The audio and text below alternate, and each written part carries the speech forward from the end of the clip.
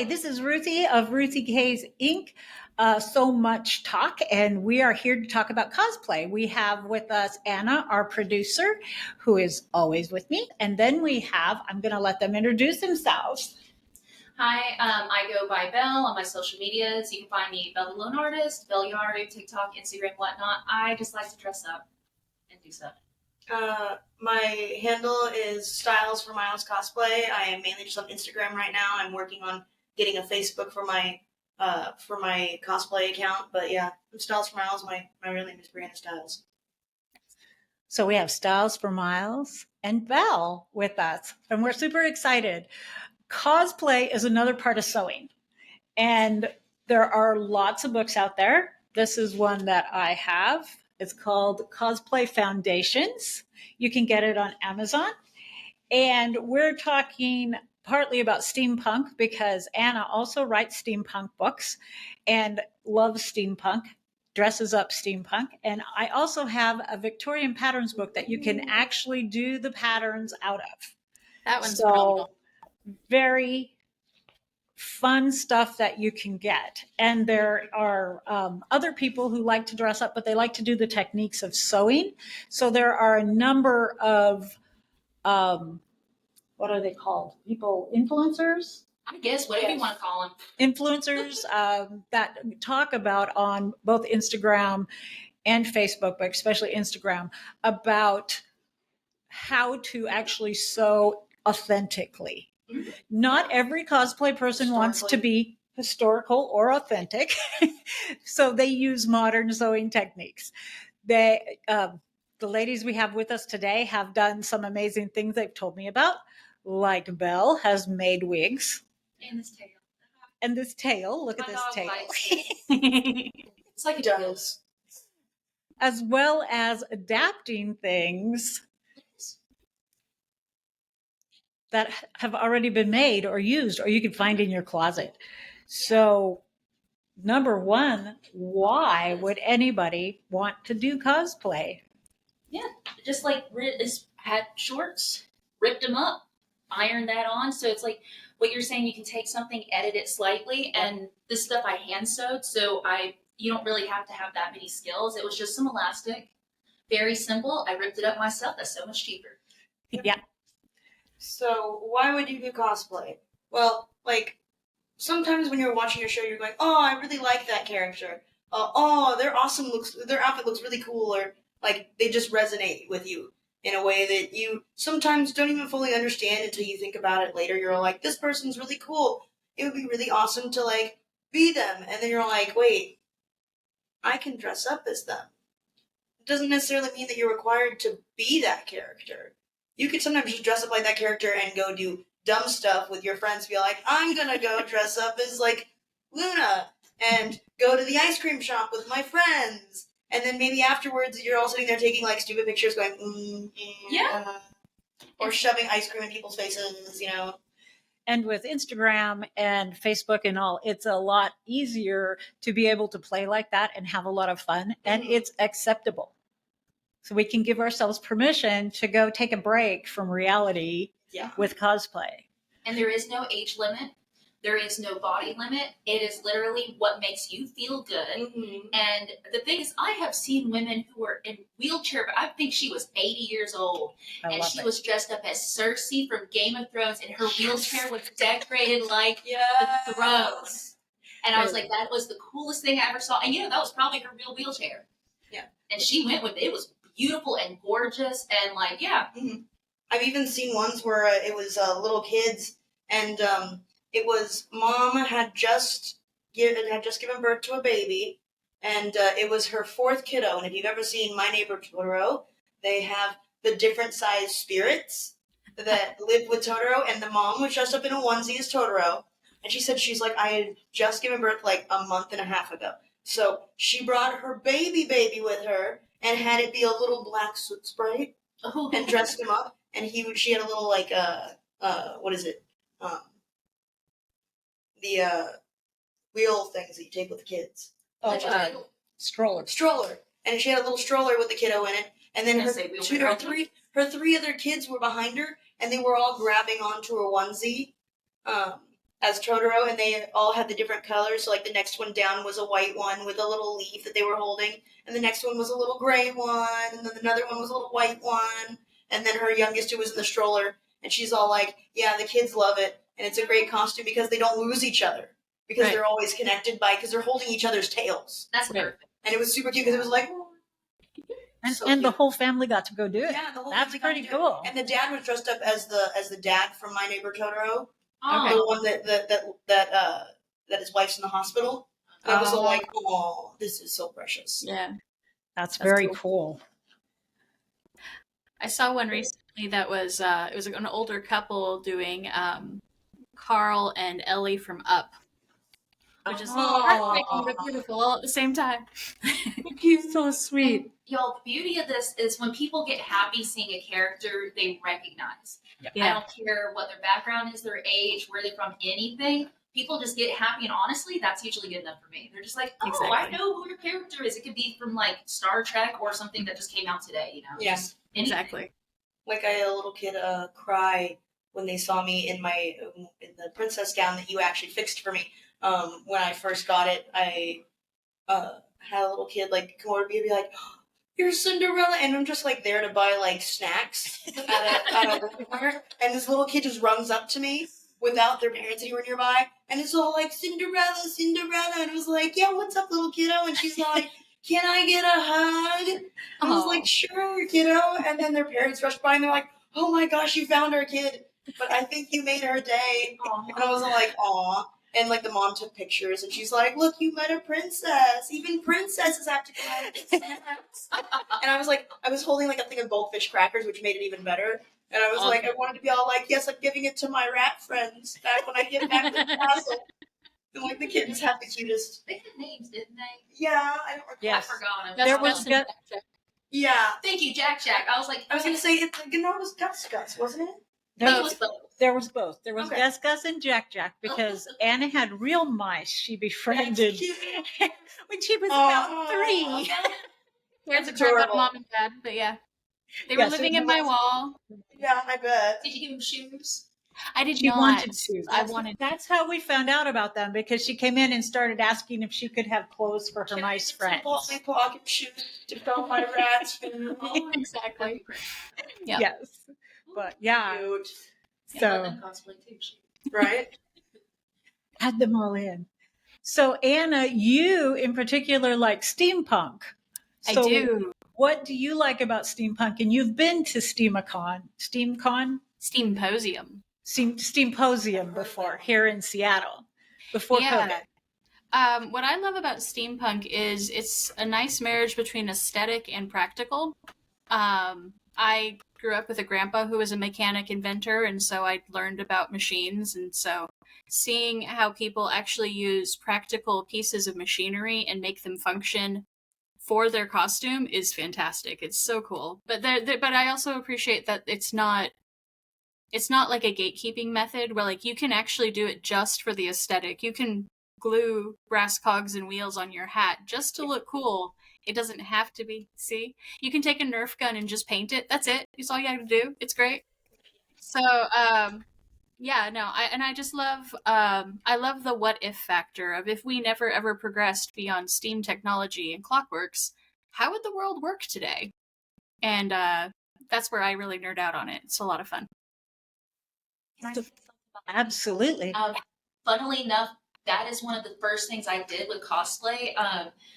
So essentially, I was really anxious to be on social media for the longest time, but I just tended to like that style. And I was like, I have this stuff. I had some old stuff, made some pictures.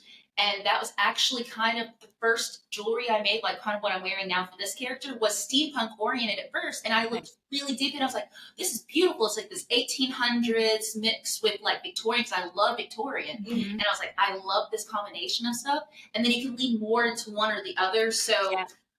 I actually have quite a bit of steampunk outfits. And then like one of her characters she's cosplayed as is a steampunk character canonically. So the creator of the series I'm from, there's a steampunk snake guy. Okay. Oh, that's awesome. That's what she's cosplayed That's as. awesome. Nice. Very nice. Like, not right now, obviously. Yeah. You know. No, Where's no the snaky looks now. Where's the top? Joke's on you. I actually am a transformer, and when you're not looking, I change outfits. Surprise! That's awesome. I know that some of my steampunk friends, like my hairstylist, she was just at a con and she changed into like 3 different costumes Yeah. Oh, for the whole con. Yeah. Nice. So it's a time when you can really dress up. A lot of people have loved Halloween just so they could dress up. So cosplay is like allowing us to dress up at other times a year. Exactly.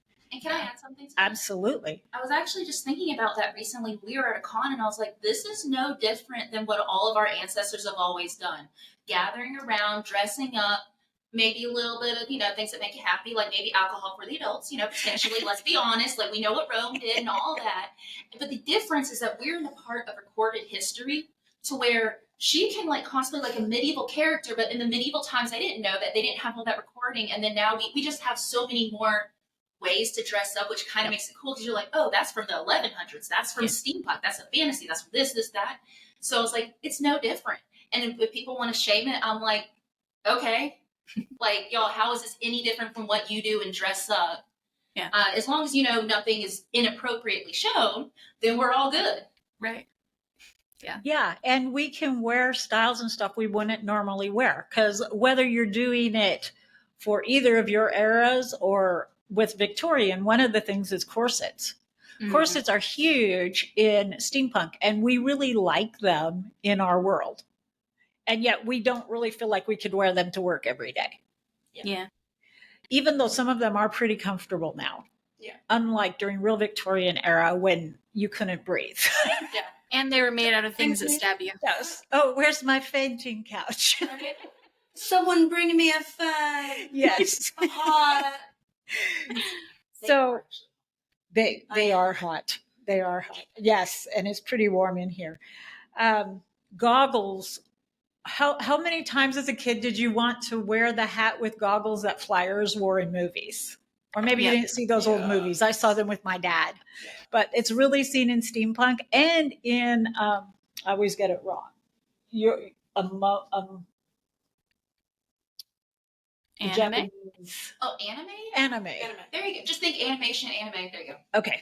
In anime, they have a lot of goggles. Yeah. They have a lot of Yeah. top They hats. have Yeah. like, especially in like, if you've ever seen any of Hayao Miyazaki's movies, Hoko Yes. Rosso, he wears the pilot's goggles over his traditional pilot's cap, and his is his is not a hard cap. His is actually a soft leather cap, which is originally what the Japanese wore when they were flying planes back before they had to use them essentially as crash helmets later on. Yeah. When they changed those, but he wears it his traditional, where it's the leather, and then the goggles are essentially like almost sewn onto the cap itself.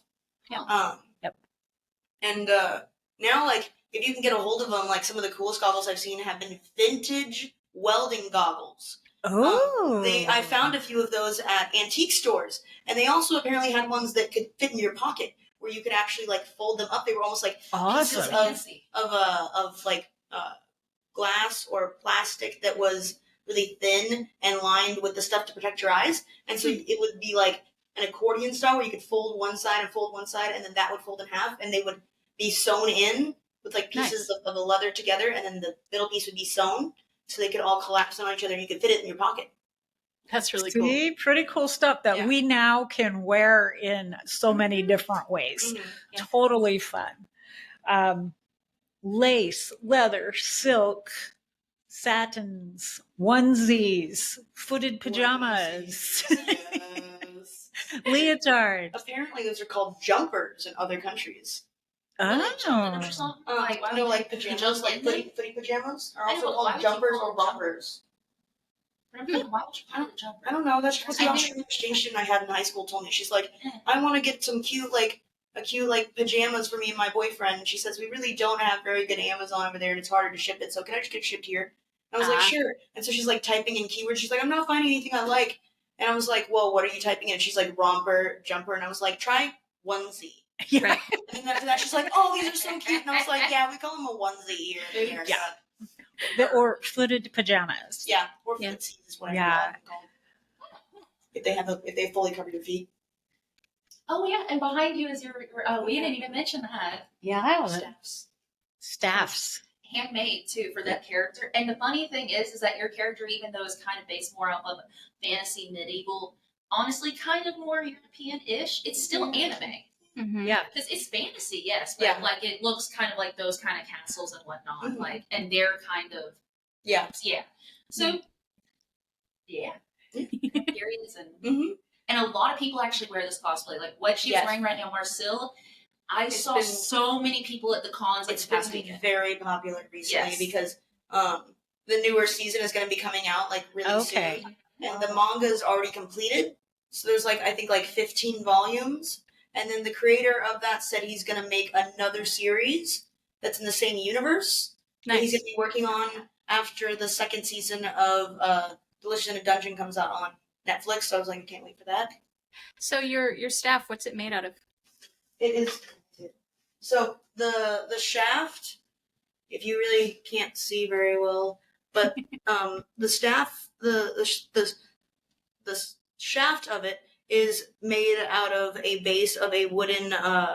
This sounds really weird. My dad, when he first started his plumbing company, got like a giant jumbo plunger, and so he got a broom handle and then stuck a plunger head on one side as a joke to one of his friends because one of his friends was all like, "That's really far. I can't reach down there. I don't want to touch the toilet." And they're all plumbers, you know. They're all in like at this time they're in like their 40s, and so like he's like, "Oh yeah, I'll just get you a big plunger," and that was like the joke that started the company when they started it. It's like a running joke, and so I found that, and they were about to throw it out when we were going through stuff at my shop, and I grabbed it and made my dad a happy 60th anniversary staff using the same plunger head that was on there, and made it his staff, and he helped me attach the top to it because I told him, I was like, I'm not sure how I'm going to attach it. So he took some PEX parts. Okay, yeah. It's the little bulbs. Yep. Those are actually PEX adapters. Like the top piece is right here, but I used hot glue and molded them. So all this over the top of this to make it like a bulb is hot glue. And then I did the top with the same type of stuff. And there's a T in there holding everything together. And then the top, which goes all the way around. Excuse me. Goes all the way around. Is PEX pipe that we spray painted. You can kind of see it's. Where is it? It's right. Hey, if it's hard to see, that means you did a good job covering here. Yep, exactly. You look at it, you can kind of see a little bit of blue because it's starting to rub off. Okay. But it's a blue PEX pipe that I just took and took sandpaper to and roughed it up, and then added the hot glue on, and then spray painted everything over.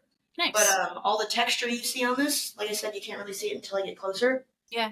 Goes all the way up, and it is all hot glue texture, and then spray painted a basic brown, and then used a lighter brown and a darker brown to dry brush it to get that effect. Nice. The thing that cost me the most was literally this little leaf on top. Everything else I had at home, and the leaf cost me the most because I had to go to Michael's, and I had to. You have to buy the. No, wait, it was Joann's. You have to go and like buy the lanyard, the whole set. You can't just pull a piece off and be like, I'm going to buy this for 50 cents. So I spent like $5 on it, so I have all of the rest of it in case I ever want to redo this or anything. Poison ivy, because you can use it for other cosplays too. There you go. Yeah. But it actually works as a real staff because there's a bumper on the bottom. That's a wood. That's the bumper, for if you. So, and it can also hold my weight. Like You get tired walking around. I literally had people there. They're like, "That's really cute. You can rest your head on it." I was like, "Yeah." Nice. But yeah, this was by far the hardest part of this cosplay because, like I said, besides like some of the other stuff that I had to buy, this was the most stress-inducing thing to do because I was trying to get it done in a con crunch a couple days before the con. So my boyfriend helped me dry brush it because I was at work and I was like, I need your help, please. I've gotten everything else done. I just need a dry brush. And so he dry brushed it for me, and it turned out great. Yeah, and if y'all, I didn't know what con crunch meant until she told me. It's basically procrastinating, doing your homework at homeroom kind of thing. Yeah, and it's due the it's essentially like you're just so overwhelmed, and then you come back from work, and then you're all like, I have stuff to do. Then you just look off in the distance, you're like, I have stuff to do.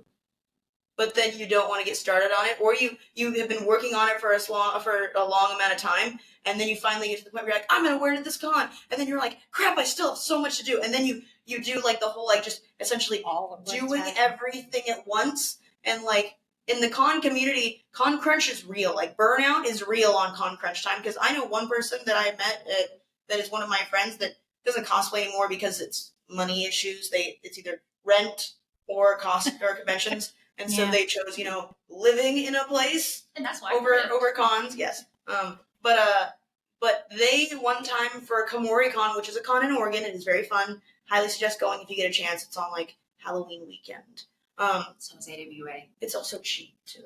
Hey, AWA can party. In Atlanta.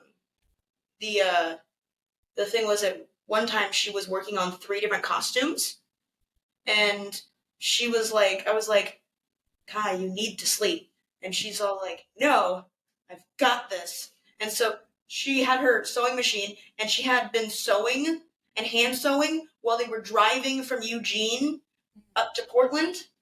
And so she was hand sewing stuff, and then we're all like, you need to eat. And she's like, no. And so I'm like shoving pizza at her, and I was like, eat, you need food. She's like shoving pizza in her mouth and like having her girlfriend partially feed her as she's just sitting there sewing pleather to other pleather pieces and making sure that it fits, and then doing like colored goggles that she had to put like paint over the top of to get the right color, and then like essentially making 2 whole costumes in the span of a day and a half. Oh my gosh. And then spending almost like half the day on Friday, which normally most cons start on Friday, finishing the last little touches on one of them because she had to have them on her girlfriend to be able to sew them so they weren't baggy. And so like the con crunch is real, and it's the struggle is real, but also we did it to ourselves. So we really can't be all like, no, you know what you did. You know what you deal with. You know that you're going to be stressing out unless you have everything already done or have done it ahead of time. And people just stress out about it a lot more than it should be because they procrastinated. You know, it's funny you mentioned that because you straight up made me remember when I was in high school. I went to one of those schools that you had to get stuff done or you're getting kicked out. Mm-hmm. So we really you had no choice but to procrastinate. You had to get it done. And so if you got it done last minute, I wrote a 7-page paper one time on Atlas Shrugged, which is a 1,000-page book in one night.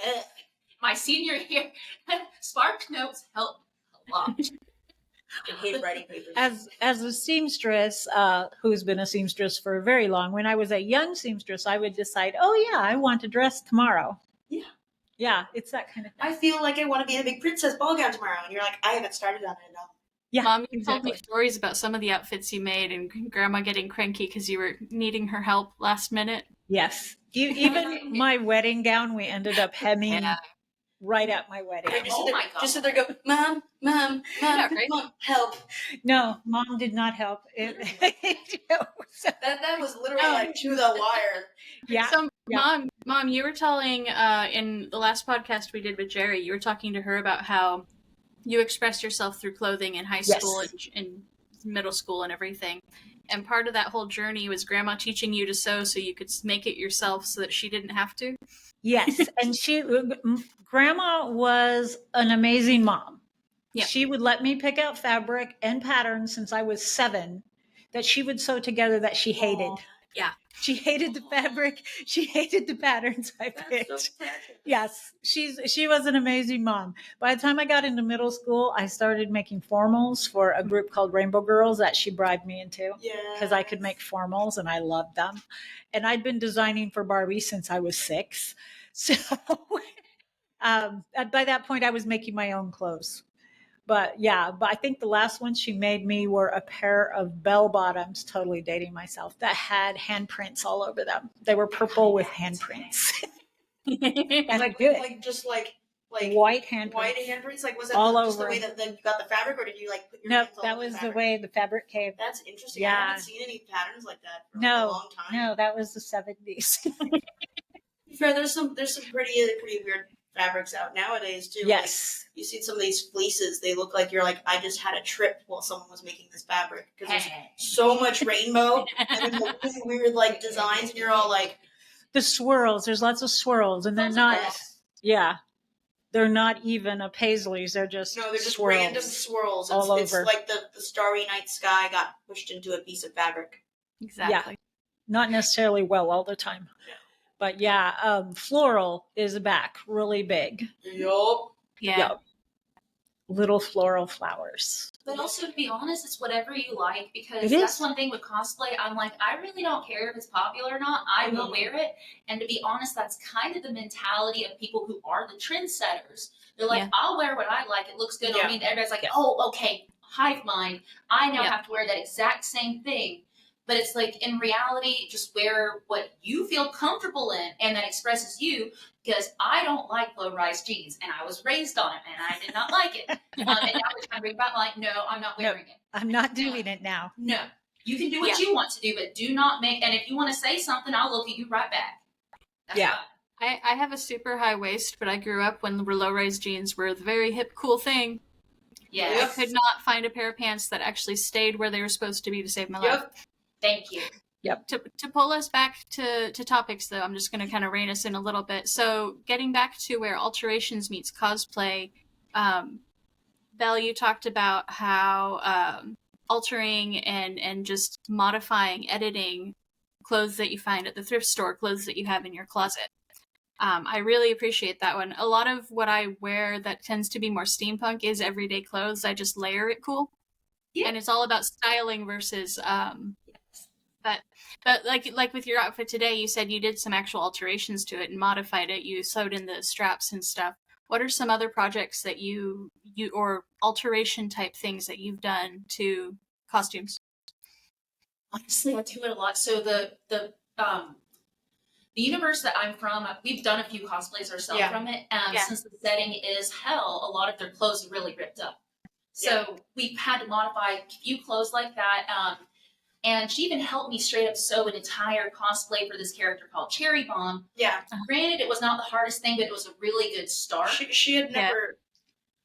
never made any clothes from scratch Uh, before. So I was teaching. I was like, okay, so this piece and this piece need to be here, and Right. so here's how you measure it. You got to measure it like this, and then give yourself a few inches for like if you mess up or like if you do the seams or and- bloat. She has an issue with bloating every so often. Everybody does. And so we added Everybody a few pieces does. onto there because it like the way the outfit sits, it's like off one shoulder and then it like Mhm. hugs right over here under the arm. Like, And Okay. so it's like essentially like a tube top but with an arm piece. Yeah. And so we're all like, okay, we're gonna make it like this. The only thing that we didn't do, which I would have liked, is if we made it out of a stretchy material. But the thing is that we didn't really have the ability to get that. And on top of that, if you have never dealt with a stretchy material and you're sewing and you don't have like the type of machine to be Yes. able to use the right type of stitch or don't know the right type of stitch, it is not advisable to use a stretchy material because the moment you put it on, if it is going to be any tight area, it'll just rip and it'll pop and then you're shit out of luck. So yeah, Yeah. the stuff we used was more. It wasn't stretchy. It was kind of like a. I It don't was know like how a- you call this It material. would be like more like this type of material. So it's Yeah, good this for is- beginning. Like a cotton. I And guess. so it was like a cotton polyester blend is what we got for her. And it turned out really well. Like we definitely, if we were going to do it again, we would definitely be adding like some more elastic in the inside so that way it hung on her body better and it Yeah. wasn't putting as much stress on the fabric itself because especially when it came to the skirt piece, Mm. it was a little more difficult to get the right shape because we still had to have her get it up. And because of her Yes. dimensions, here, stand up. Well, I mean, it's, it's So so because much of her dimensions, she has decent hips, and so And a trying waist. to get the skirt up above these hips and then Yep. settle in the right place was hard. We had to do because- a weird V thing because Yeah. cotton's just Yeah, and so Exactly. because me and her never dealt with, I'm not very good at zippers. I'm Oh. better at clasps and whatnot. But we wanted to make it so that way she could wash it, and so Fair. sometimes with certain things you don't want to put that. So I think we ended up going with elastic, a piece of elastic. Yes, in the back. I ended up And hand then- sewing something. Yeah, and then The same stuff. because originally we were on a time crunch when we made it, and so originally we were using like Velcro, and the Velcro because of the type material it was on wasn't sewn in Velcro. It was Mm. like just It was the Sticky. it was the Sticky. heat one, and so it kept coming off because it just didn't want to grip to the fabric properly. This is also summer.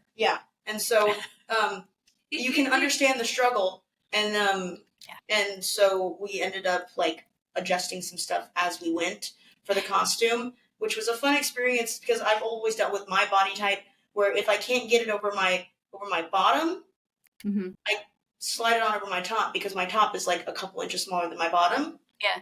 And so I can slide it down as long as the thing isn't like ridiculously tight. So Yeah. like, I've never had a problem with that. So dealing with someone who was a little bit more on the curvy side than I More of was an hourglass. The yeah, hourglass. was a little bit more of a curvy Yep. Thank God it's not body the type that I 2000s. had was a little bit more interesting because like I've always been like Yeah. on the smaller side.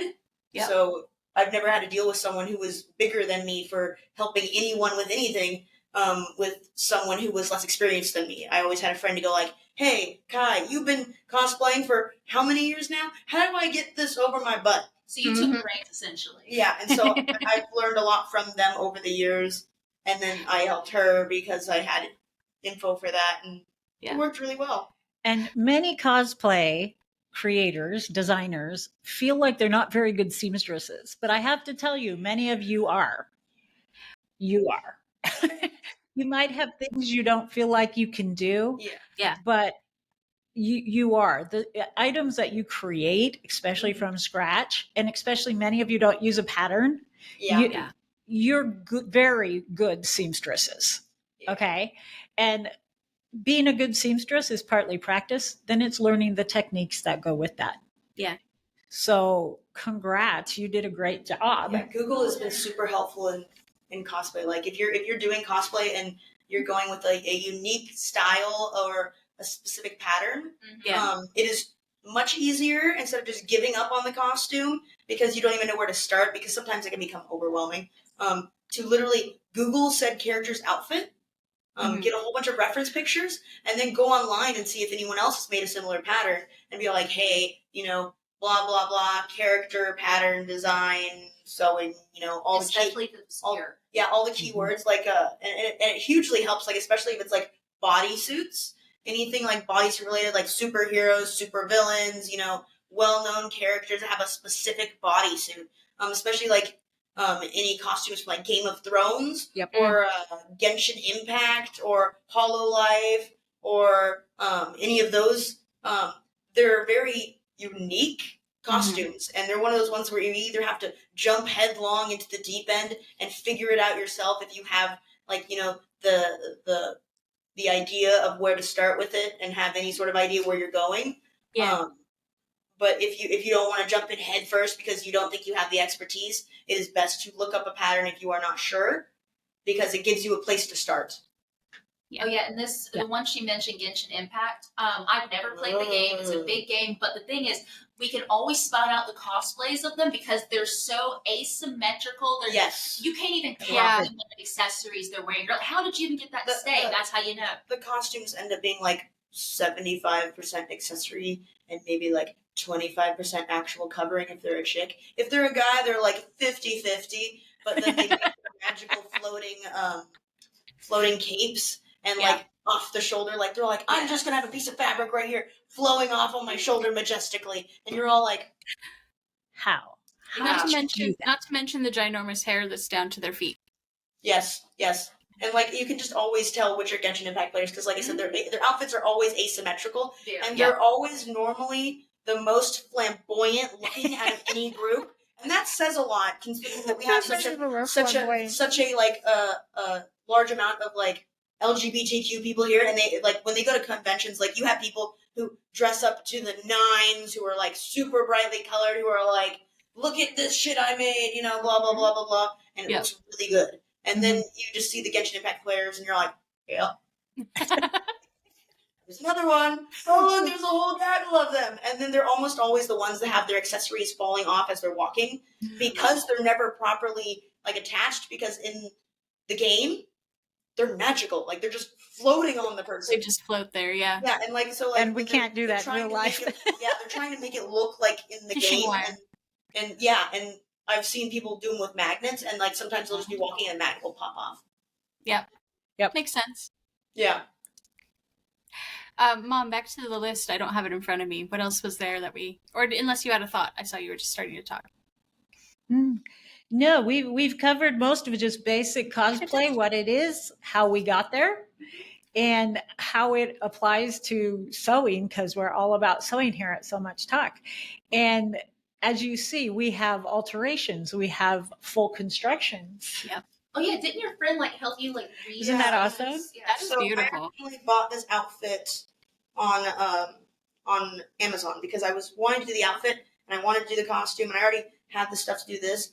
And I Mhm. essentially already had like this piece, the belt, the book, the All book real pouch, leather. all of it like already on me before I got this costume. And I was Yeah. like, I really like her. I saw the show came out. I was like, I want to do the costume. And I do a lot of Renaissance stuff. So I got the outfit. I got the right size. It said it would fit me. But my arms are apparently too big to handle for Asian sizes. So the only thing that changes for Asian sizes is specifically bust and hip and length when you order a large size. So like I got it and I didn't have time to order another one before the convention happened. So I had one of my friends who was also a major sewer in the Amp Guard community help me make it. She said the hardest part out of this whole thing, like this whole outfit, was literally these little pleats that are right up here, Okay. You can see right now. like right here. They're You under can't her see- belt. You can't see it because of the color, but it's like there's like a reverse pleat right here, and we really didn't know how to go about that. It's a little box pleat. And so we had no idea how to make that. And we're like, oh, how do we do that? And so like there's like the Viking sewing and repair place right over by my house. And I went in there and I was like, hey girlies, there's no way none of you can't help me with this question. And so they helped me figure out how to do it. But I also bought my fabric there because they had the perfect color that I needed because all the places I kept finding didn't have the right color. So she helped me make this. And we essentially pulled like a weekend to just help me make it. Next, I'm going to redo the little like cover because I don't really like the way it looks. It looks a little weird, but I'm going to try and redo it so that way I can also not have to worry about it getting ruined when I throw it in the wash because most cosplays, they're made out of material that is really not always washing machine safe. Don't stick your costumes in the dishwasher, kids. It's bad. But It would be bad. like a lot of them have like press-on designs. Like the black on here is like a press-on. Yeah. So like you don't want to put that in the washing machine. I almost said dishwasher again. In the washing machine because when you do that, it'll actually start to peel off, or it will get on other parts of the costume and dye it, or like the stuff will stick to it and just never come off. And so a lot of the times when people do that, you can't wash them. And so then they just end up either starting to smell or they go take them to the dry cleaners and wash them that way. But I would rather have something that I could be like, hey, Mom, I was eating a hot dog and I got some ketchup on me. This needs to go into the washer. Nice. And then be fine and not have to worry about it literally falling apart because, a seam came undone, because it was the bad craftsmanship. So, yeah, it's been super helpful to just remake it so that way, peace of mind. Very cool. And you will find that cosplay costumes, when you buy them, can be very expensive. Yes. Or they can be extremely inexpensive. Yes. And you can't always tell which ones are going to be better made. Yes. No, you or can't. what they're going to be made out of. So that is one of the things. And some people do pay a lot. I have actually made some cosplay costumes for a couple people. Yeah. And it's going to cost you money if you come like to me. So it all depends on the money you have and are willing to spend, whether you can DIY it, have somebody help you make it, or you hire somebody to make it for you. Yeah. Expert. Yes. And the hard part about when it comes to buying clothes, do we have the link that I sent you? Yes, we have a number of links that will be in the comment underneath this video. This description. Yeah, the description down below that you can go to. You'll have both of their sites. And then I believe you sent us some fun places also, right? Yes. Oh yeah, some more trustworthy sites because exactly what you're saying, you don't know what you're gonna get, and then you want to. So yeah, it's almost like Rate My Professor, just to see what the other cosplayers are like. This is a good what AliExpress is like sometimes. So yeah, like especially when it comes to AliExpress, I've gotten some really good wigs on AliExpress, and I've seen some people who bought stuff from the same person who was all like, "This is a terrible wig. This is crap."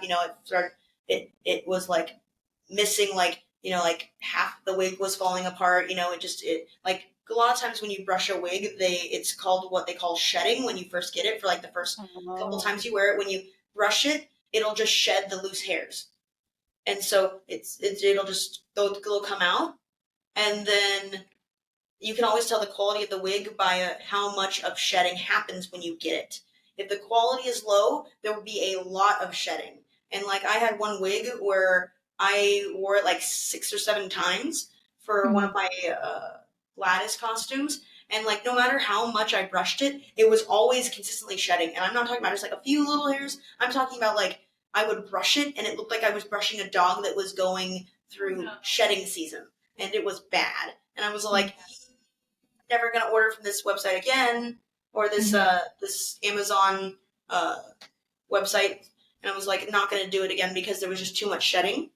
I find with websites like AliExpress and other ones, what you really need to do before you even think about buying it from that website, you look at the reviews.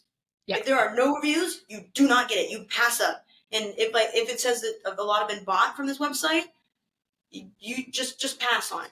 Unless you are like absolutely at like your rope's end, you have no other option, you are okay with maybe spending who knows how much money in shipping and getting a crappy wig, you're more than welcome to do that. But I never buy wigs from websites that don't have a review for that specific item. And I passed up on really good prices for wigs that were nice and long and really pretty looking in the pictures, but a lot of times they take pictures from other websites and just erase the little, watermark and then put their watermark on the top of it and say, no, this is ours, I swear. Yeah. And then you get it and it looks like crap. You just always got to check the reviews for any of those wigs, any accessories, any cosplays. And sometimes you'll get websites like the one that they're going to be putting in the link that I sent down, which is I think Miss Cosplay. Yes. So you sent us AliExpress, who we've actually heard of through the bridal market, because there's some people who got some of their bridal supplies there. And again, it's buyer beware. Yeah. Buyer beware, always. But the other one you sent us is MIC costumes? Mike costumes? Okay. Yeah. Which I shortened to Miss Cosplay. Miss Costumes. And I've bought quite a few. Like I bought one of my first cosplays there. Now this was a while ago, so but it was like 10 years ago. But I have bought stuff from them since that has been really good. Like the vault suit that you actually were wearing was from them, and theirs is actually pretty decent. Like I've worn it to at least like close to like 15 different conventions over the years when I bought it like 8 years ago, and it's just now starting to slightly show the wear. And the only reason it's starting to show the wear is because my backpack is rubbing on that one spot of the back of my jacket. Gotcha. You notice that? Honestly, since it's from the universe Fallout, and that's another thing with cosplay, like that's a post-apocalyptic universe. Yeah. So if you look scruffy, that's actually more here. Yeah. So I'm not. It's just weathering it for you. Yes, it's actually. Well, that's why I ripped this up too. It's like, and that's the thing. Is like some characters are just so messy, and you can just destroy it, and it just keeps looking good. The cool thing about wigs, so I've seen a lot of people do stuff, and she sent me a lot of links. People making it. You can actually sew a wig. Yes. And I thought that was the coolest thing. I need to be better with the sewing machine. I just hand sewed mine, honestly. When I just made the webs, yada yada. This one I didn't sew. This I used some glue, which is much easier than you would think. So I just bought a super cheap wig, followed some instructions, glued it here and there, and then another cool thing, spirit gun, which is a very common cosplay and red hair thing. Yes. We use that for her ears, and then I've been putting it where my sideburns are. Because I can't stand seeing my dark hair coming through when I'm wearing a wig. Gotcha. So I've noticed when I glue it down right here, I don't have that issue.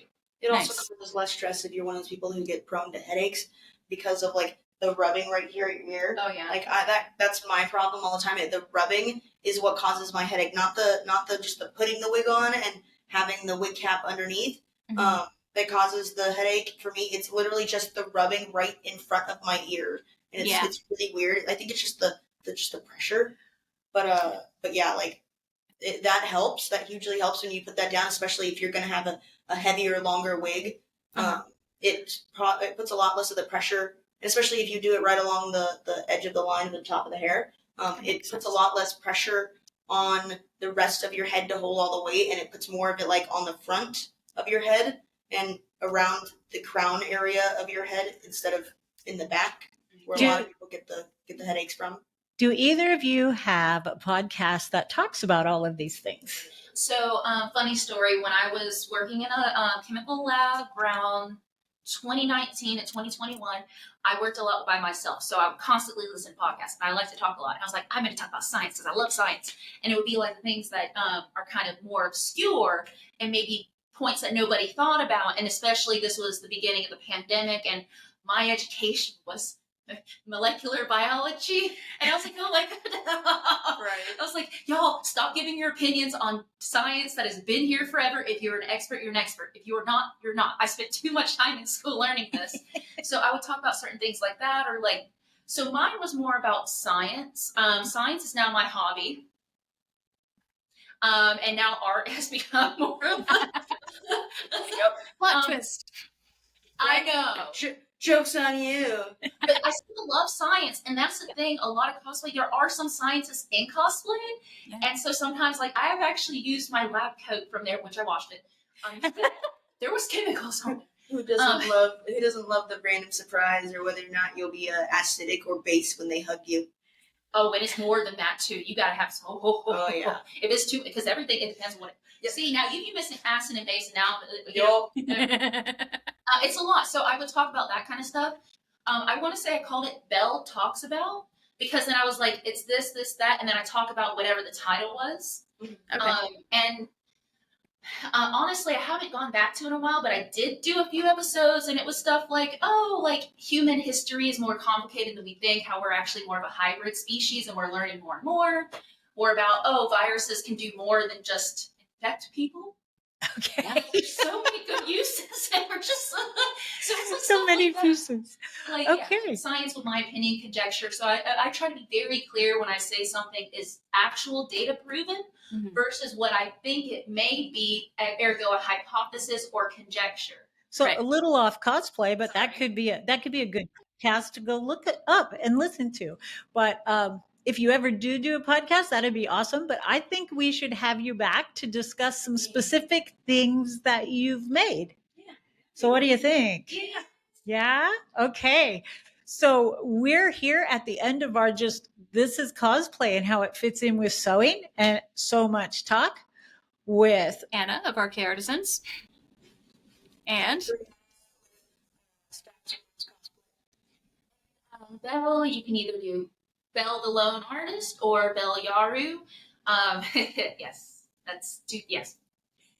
So we're glad that you hang out with us. And this is Ruthie at Ruthie K's with so much talk. Have a good day. Bye.